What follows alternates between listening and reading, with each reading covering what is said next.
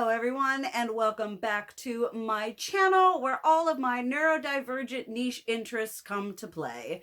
And today we are talking about handbags again with another review. I'm actually pretty pleased with how well my last review did, the Tory Burch Lee Radziwill What's in My Bag Plus review.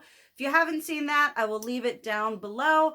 But considering how many subscribers I have and how many views that video got, it's a pretty good ratio. And considering the fact that purse reviews and reviewing things and giving y'all information is something that brings me joy, I'm pretty excited to have this be a continuous theme video whatever on my channel. Hoping to maybe be pumping one of these reviews out like maybe once a month depending on how I feel. I've got at least 12 bags I can review, so that'll at least get me through a year. And obviously that depends if there are any bags or anything that pops up that maybe one of y'all want to recommend down below that you would like me to review. Again, reviewing products and things that interest me and stuff like that and sharing information and research is something that I really enjoy doing as a YouTuber. So moving forward, like I said, pretty stinking excited to keep doing these. But for now, for the sake of this video, we are going to be reviewing a bag that brings me no small amount of joy to share with y'all. The Mulberry Bayswater tote, specifically in heavy grain. I'm not entirely sure what color this is. I will leave it here, as well as a link down below, although I'm not entirely sure if this color is sold out, and I did not pay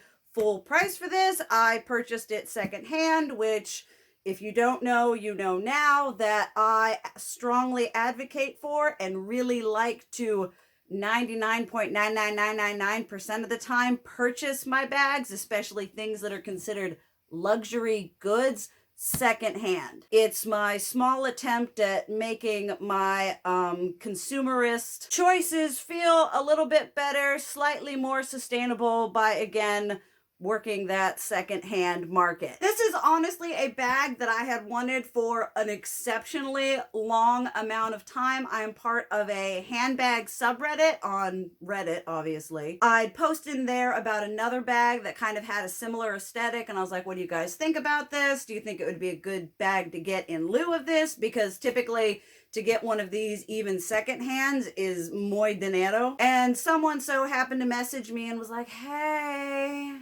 I'm happening to be selling my Mulberry Bayswater, and it just by sheer glorious, wonderful coincidence, it happened to be in this disgustingly amazing, glorious green. There is, I could not have picked from the site a more perfect bag than this one. So absolute shout out to them for giving me the secondhand opportunity.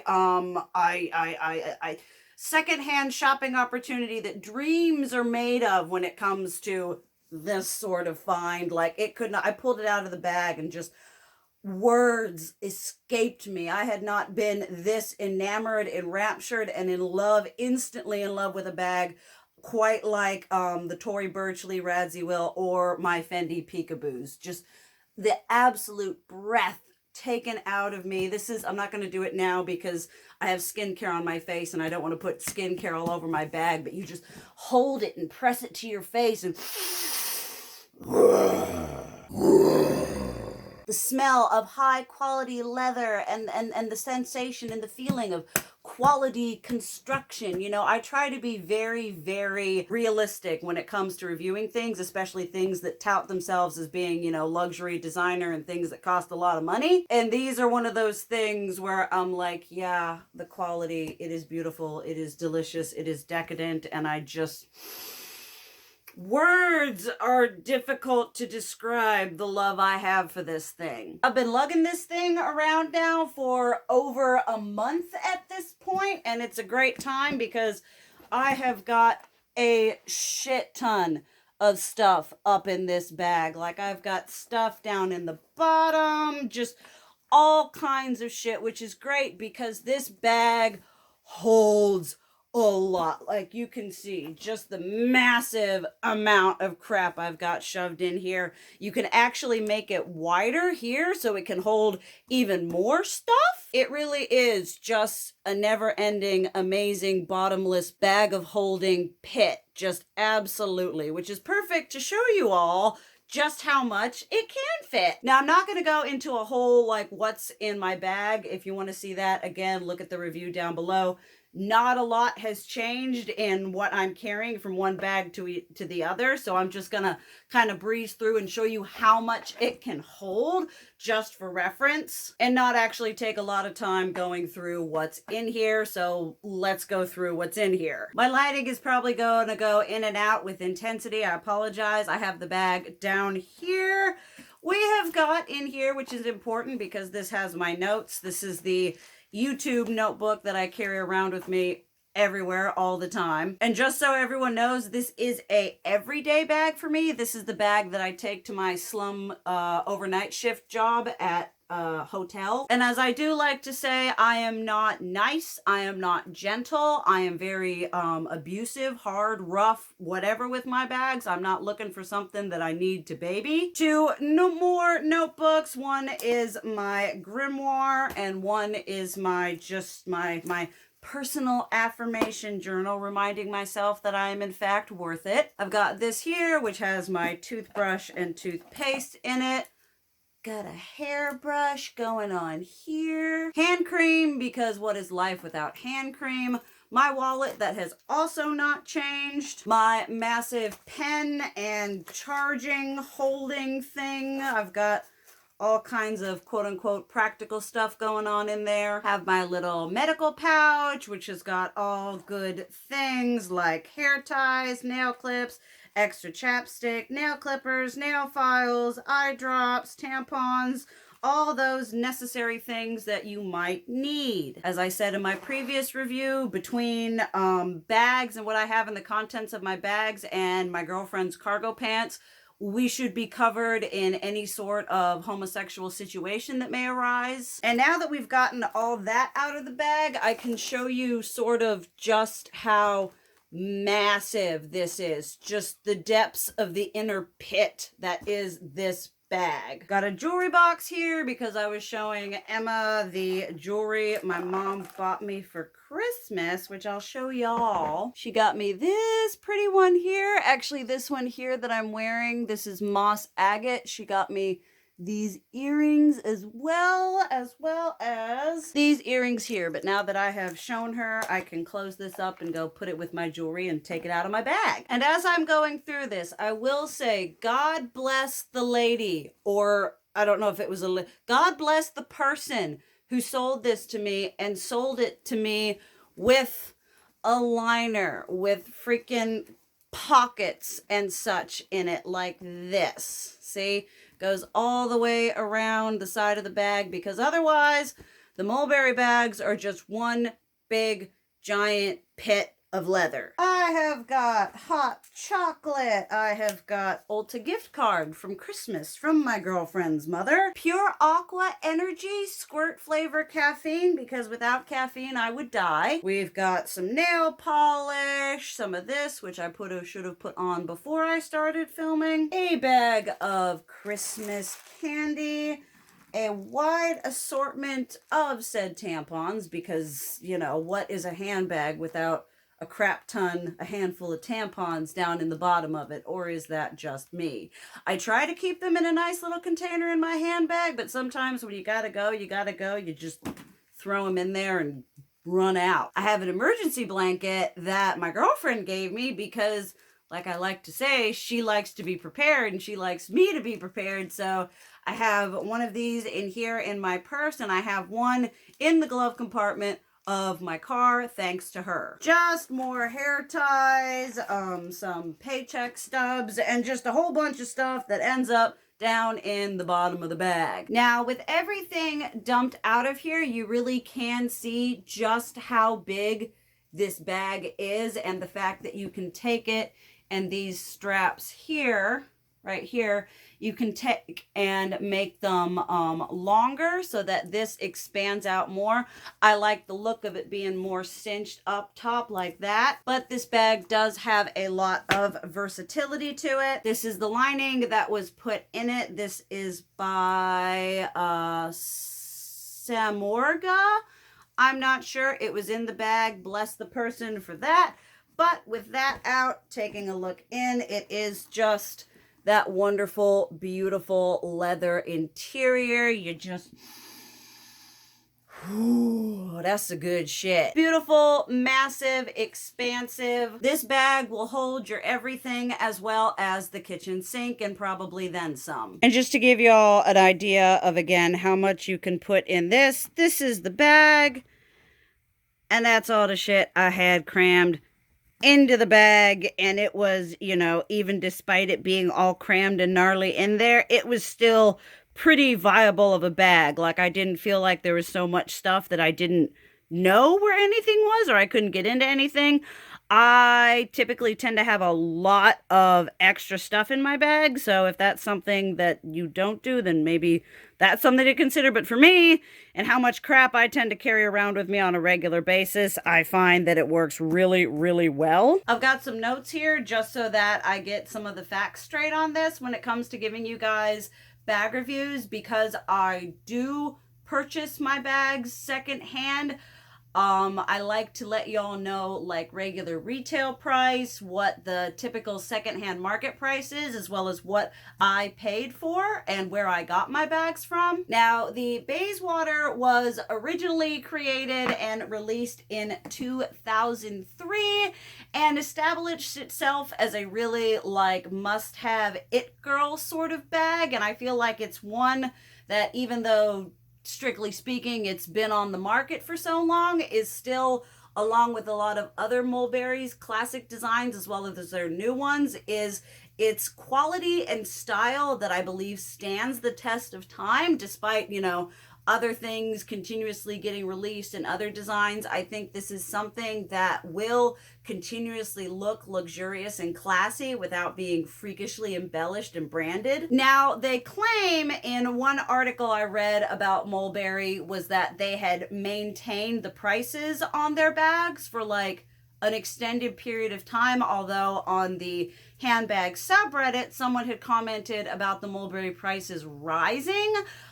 So I'm not entirely sure about, you know, the truthfulness of them keeping their prices. I feel like prices in today's economy, failing economy, prices just keep rising and rising regardless. But on an average, if you're gonna buy a Mulberry, the Bayswater, just right off the site or somewhere like Nordstrom or Saks or wherever it is that they sell them, expect to pay around $1,200 and up. Now, that is for brand spanking new, a variety of colors, all sorts of different leather finishes. They've got full grain, which is what this is. It is this nice, really firm yet supple, luxurious leather. I think just another term for this, they call this heavy grain. There's also light grain, I think, small grain. I look at this and I'm like, oh, pebbled leather, right?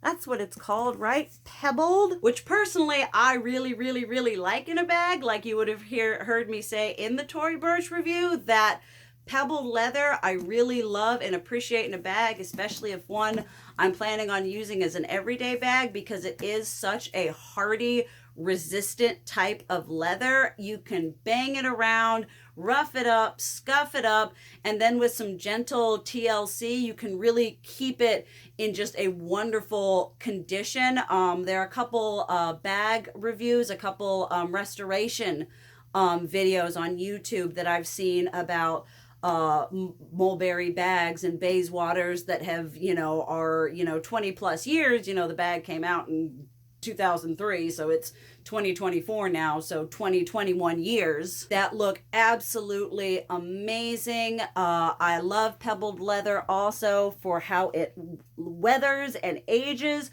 I will put a clip here. I have got 3 other Mulberry Bayswaters that are not anywhere near in the new condition, the newish whatever condition this is in. And I'll show you in the footage how one thing I love about Mulberry and why I advocate for it as a brand that I recommend as a brand that I purchase from is looking at and viewing vintage to newer, and just even amongst these 4 different Bayswaters and the time period between them, you can still see that quality in the leather, in the stitching, in the craftsmanship, and it really is a hallmark to purchasing something for a bit more money that when you put the effort into it is going to last you a really long time. When it comes to recommending and reviewing and using handbags, I really like to have a standard of quality that it comes to when I'm making purchasing recommendations. There just really is something attractive to me about a bag that ages well and looks just as good, if not better, however many years down the road from when you purchase it. There's something exciting about a new and a fresh and a pristine bag, but there's also something, I love a bag that's aged and has character and is able to, again, be used and manhandled and still keep that beautiful quality that it started out with, which hopefully is the reason, why you purchased it in the first place. I was exceptionally lucky, and I was able to get a hold of mine for $400, which, to get a Mulberry Bayswater, especially in this condition, for $400, secondhand dreams are made of this. One thing that makes this bag really attractive, especially on the site, is the fact that they have 12 colors available with a multitude of different types of leathers. They have the heavy grain, the light grain. They have Silky Kid, Napa. They've got one new now that's like a puffer style, which I honestly objectively hate because puffy leather bags kind of give me because usually they're made out of softer material. Again, it leads towards that Napa or the lambskin, things that need to be babied a bit more, whereas I prefer a nice heavy grain, hardy. They also have the original veggie tanned leather, which is also gorgeous, luxurious, amazing, weathers like a dream. And I will admit that at some point I would absolutely love to have, honestly, any of their bags in this color, but specifically I would give my left something anything to have the Bayswater in the new shade Malachite, because Malachite for one thing, and just the absolute gloriousness that is this color. Like this color and that green are like perfection. And they obviously also have, the neutrals like black and brown, chalk, and just all of those nice simple statement neutral colors that are going to go with a wide variety of wardrobes. And there are so many pluses to this bag for me. There are so many things that have really solidified and established this as a staple for me. I kid you not when I say, again, that there has not been a bag since those 2 others, since then till this, that has literally just taken my breath away from the first moment that I pulled it out to still using it today. I'll still just sometimes look over at it and just sigh that dreamy sigh of happiness. One of which being the absolutely glorious attention to detail and quality. This is a fairly heavy bag, though after I've hoisted it around for a while, it's a lot less, this is heavy, than when I first got it. If you're familiar with the Tory Burchley Radziwill or the Fendi Peekaboo, I would say it's around that size, probably closer to the Tory Burch and maybe like a Peekaboo and a half. I would actually say they're probably all about the same weight. We've got the Bayswater right here. We've got the Tory Burch right here, and then a Fendi Peekaboo right here. This is the large size, I believe, which for a larger work bag is my favorite size, though for an everyday kind of less hauling around bag, I really like the medium size. But after feeling them all, if you're familiar with these, it's about that same weight category. And I will admit there is something to be said and something that I appreciate from a piece of leather good that's got a bit of heft to it. That's one of the signs of a fake bag a lot of times, is it'll be a little bit suspiciously light, because I have found that at least in a lot of the bags that I have, higher quality leather is going to have a little bit more heft to it and feel a bit more it just feels really nice. Obviously, one of the elephants in the room is going to be kind of like the style of this. If you're familiar with like a lot of it bags and a lot of really popular designer bags, you're going to look at this and think, is this a little Birkin-y, a little Hermes-esque? In my personal opinion, I actually like this more than there is a part of me, I will never ever be able to own anything Hermes. That's just beyond any sort of price point that I'm able to justifiably spend. But there is a part of me that's like, you know, I would love a beat up, absolutely trashed to just absolute shit Birkin. I want one that's beaten. I want some that has seen some shit, because again, I like a bag that shows that it has weathered well. A hallmark to me of a quality handbag, especially if it's touting itself as luxury, is going to be one that can be taken through hell and back and still look absolutely fantastic. However, if I'm being perfectly honest, I really like the clean, smooth, very subtle aesthetic of this. I appreciate the minimal branding. We've got the little mulberry tree there, the little postman's lock, the hallmark postman's lock. And I feel it just looks sophisticated and clean. I know that it's a very big it bag and that a lot of people, a lot of celebrities, a lot of people know this bag, but I feel like it's potentially maybe a little bit less pretentious. It gives that really nice vibe of high quality luxury without it being like, oh, I'm screaming designer. And there's something to be said about, you know, very ostentatious, obvious branding. I like things on both ends of the spectrum, but for me, this is like peak bag aesthetic, where it really is the structure and the craftsmanship and the quality of the leather and the style and design really speaks for itself when you look at it without having to really, you know, need a lot of explanation. It's got the feeties on the bottom. The only thing I don't like about the small ones, as I will show you in the clip you will have seen, is that they do not have feeties on the bottom. Simply everything about this bag is just a joy and a pleasure to look at. Again, I don't know if anyone else, I don't know if anyone else does this, but I love the fact that I can take the front flap and fold it back and have it like that. So basically, if I'm like carrying it somewhere or I have it in the seat beside me, this is how I have it without having to be fucking around with the flap here. And I just like that as a little like, oh, it's just, you know, easy to open, just like that. Again, it's just got so many style elements and so many bits to it that really make this such a fantastically utilitarian bag for something that is solid, can be flung around and carried around and rolled around, you know. It's just got so many different things going for it. It's got style, aesthetic, quality. I really appreciate what you can get these for on the secondhand market. A lot of Mulberry stuff really retains its value, but these are still a bag that you can get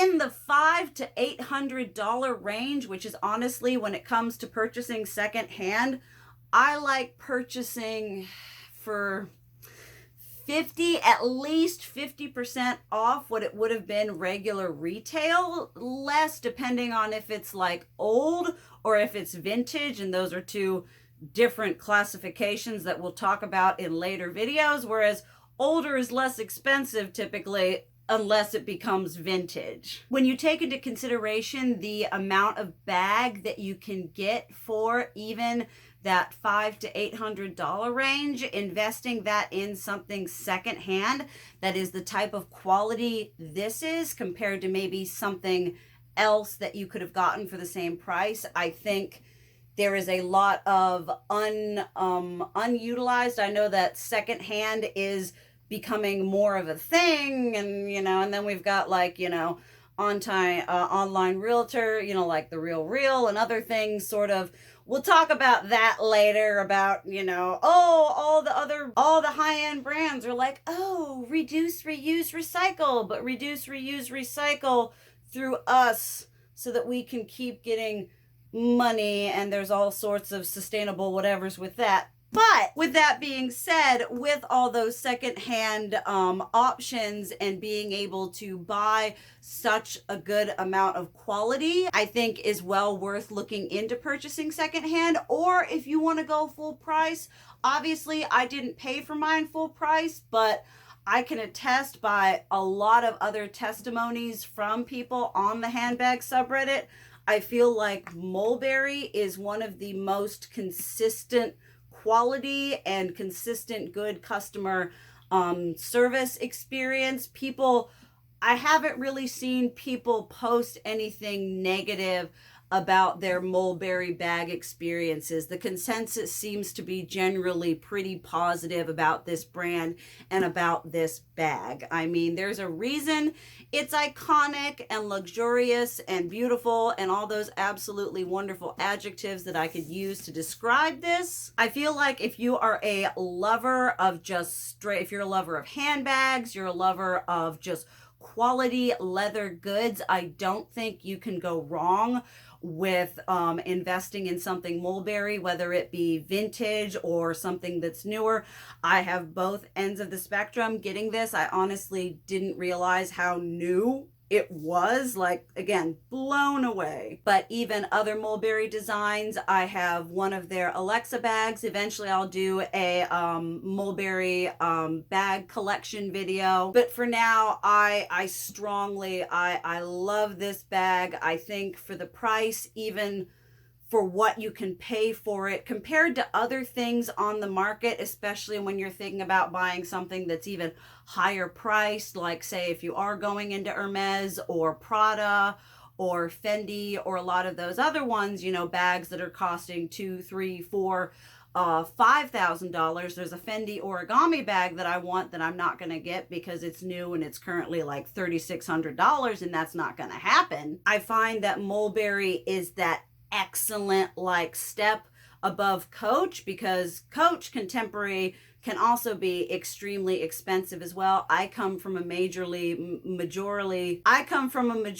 of secondhand experiences, not firsthand retail through the site, but just long story short, beautiful, amazing quality. This bag, I mean, I have been rough and tumble with it. I've only been using it for like a month and a half, but I have not been nice and easy on this bag. I have run it around, thrown it into my car, thrown it over there, put it on the ground. My girlfriend screams, "You paid for it, but you pick it up off the ground!" Like, okay, it's got feet, I don't care! From so many standpoints, to style, to structure, to craftsmanship, to the quality of the leather, the joy I get from carrying and using this bag aesthetic-wise, this is honestly a 5 out of 5, 10 out of 10 for me. Would highly, highly recommend. I'm going to be doing a bag wish list in 2024. And in 2024, I'm going to be open to the idea of adding more Mulberry to my collection, whether it is a Bayswater, another Alexa, or another Mulberry design. Just from what I have seen in my experience and from what I've heard, Mulberry has proven itself to be a very consistent, high quality brand. And I honestly will take that over any kind of ostentatious or it branding. Although, like I said, if someone came up to me and were like, here's a beat up, abused Birkin, I would not say no.